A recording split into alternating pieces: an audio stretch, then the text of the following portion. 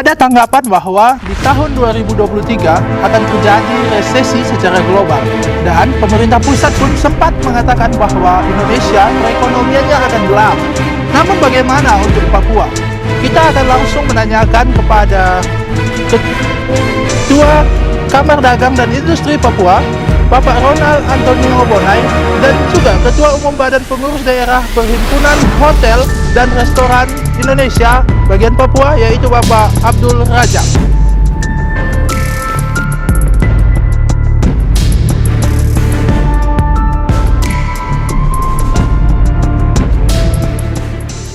Oke kakak, ini kan ada ancaman resesi secara global dan pusat juga mengatakan bahwa ekonomi Papua akan gelap. Menurut kakak sebagai Ketua Kadin Papua?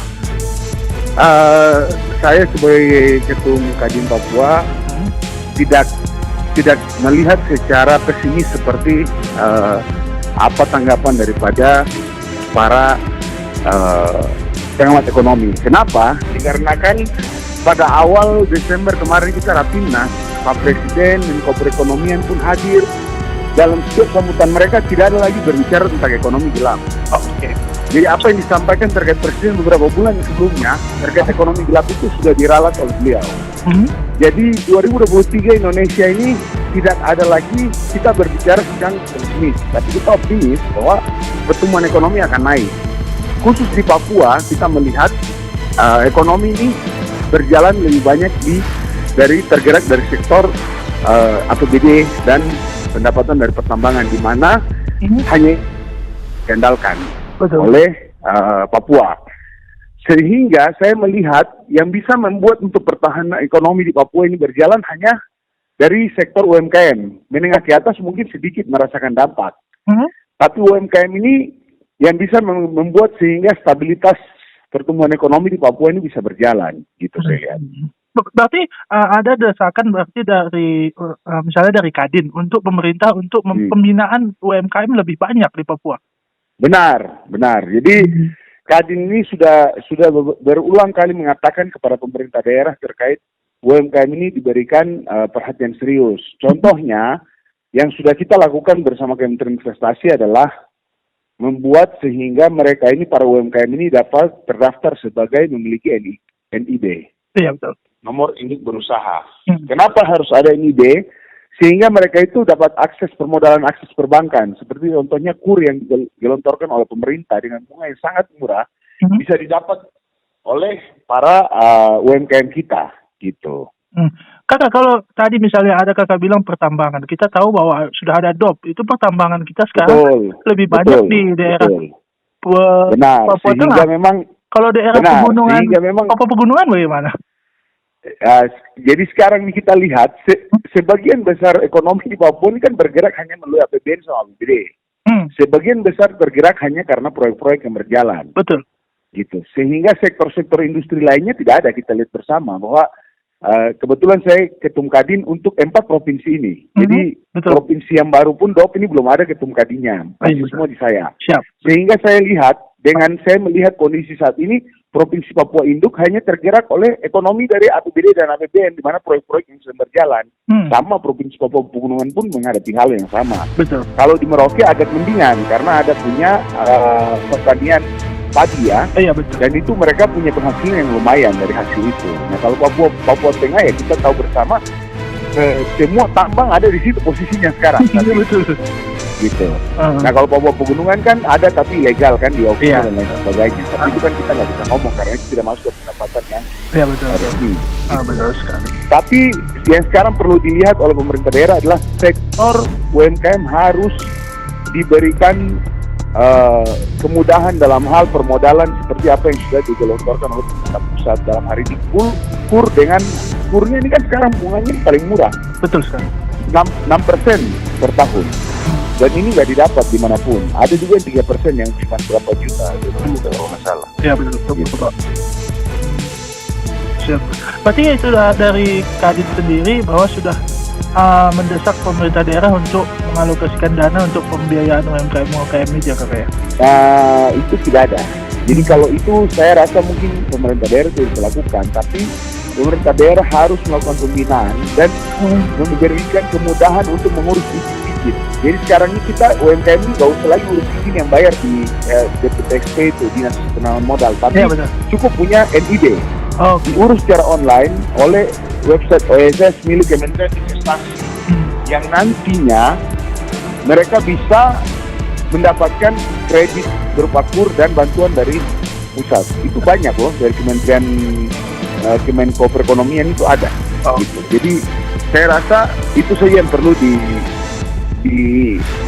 CJR lagi sama pemerintah daerah untuk harap lebih serius menyikapi ini untuk masalah UMKM untuk mempertahankan ekonomi Papua dalam 2023 ini. Oke, kakak mungkin terakhir apa harapan kakak terhadap pelaku UMKM, karena banyak yang pesimis tadinya melihat perekonomian 2023.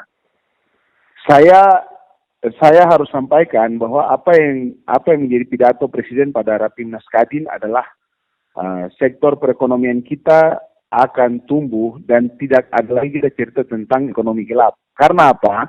Negara-negara dari Barat, negara-negara di luar sana, negara Eropa maupun Amerika akan melirik ke Indonesia dikarenakan hasil-hasil alam yang kami punya, yang di Indonesia ini ada, tidak ada di mereka, sehingga sangat pasti ekonomi Indonesia akan tumbuh, di mana akan dibangun lagi industri-industri baru oleh pemerintah. Kami sangat berharap seperti Papua itu yang kami sudah coba tawarkan adalah industri perikanan. Oke. Untuk Provinsi Papua Induk saat ini. Kami sudah coba tawarkan kemarin, tinggal kami menunggu kiranya nanti dari Kadin Indonesia mungkin bisa dalam waktu dekat mendesak agar kita bisa mendapat investornya dan juga bisa untuk dibangun industrinya, kemungkinan dibangun di Biak. Tapi sampai hari ini kami belum mendapatkan investornya. Dari Kadin Indonesia lagi mengupayakan. Demikian. Oke, siap kakak. Terima kasih banyak kakak.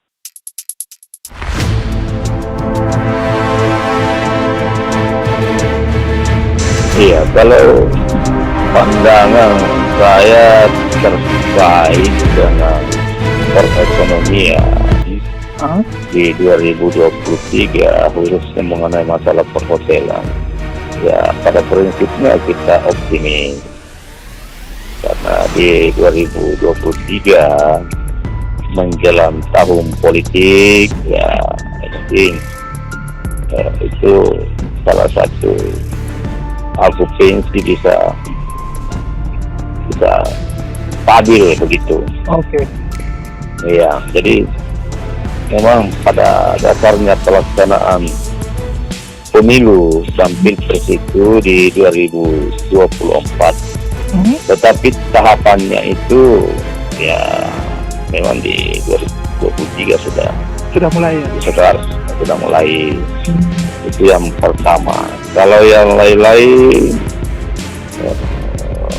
karena saya ulangi ya, kita di Papua khususnya di kota Jayapura adalah kota biasa. Ya betul. Saya rasa tidak ada bedanya dengan tahun-tahun sebelumnya, artinya sama. Memang di kota Jayapura dengan habis pelaksanaan PON, artinya banyak hotel bermunculan. Sementara dari sisi yang mau nginap itu ya mungkin dari unsur pemerintah setempat, baik dari provinsi maupun dari kota itu sendiri. Ya saya rasa mungkin sama dengan tahun-tahun 2020, 2021, 2022. Nah, cuma bedanya saja itu yang seperti yang saya bilang tahu untuk menjelang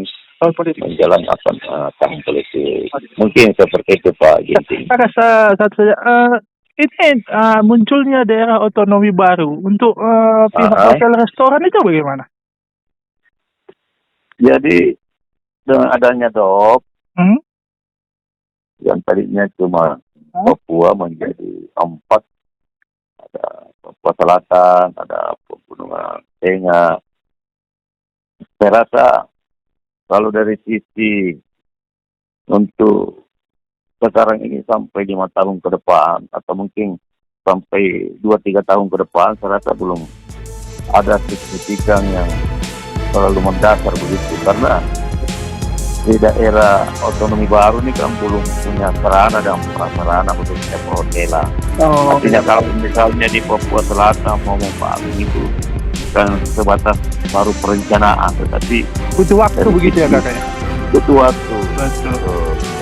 Kakak mungkin terkait satu lagi, apa harapan kakak terhadap pelaku-pelaku usaha restoran atau hotel mengingat ekonomi 2023 ini? Ya, jadi memang apa namanya, khususnya restoran Hmm? kan itu bagian dari PHRI. Hmm? Ada muncul tumbuh, dan itu adalah salah satu destinasi wisata kuliner ya, Iya, betul. yang ada di Jembatan Merah. Oke. Itu bisa, ya kita harapan kita mudah-mudahan bisa stabil. Dan kalau kita mau lihat berapa bulan terakhir ini, ya saya lihat sangat menjanjikan begitu. Dan itu adalah bagian dari salah satu penghasil PAD sepanjang kita dikelola dengan baik dan bisa bersinergi dengan badan pendapatan. Oke. Saya rasa seperti itu, Pak. Jadi itu memang apa namanya, Hmm? salah satu faktor penunjang, Oke. khususnya pendapatan asli daerah. Oke. Kita Berarti harapannya tetap untuk PHRI 2023 tetap optimis perekonomian akan lebih baik. optimis. Oke. Tetap optimis. Siap, Bapak. Terima Memang kasih banyak. Baik, Pak. Terima kasih banyak. Ya, Bapak. Ya, makasih.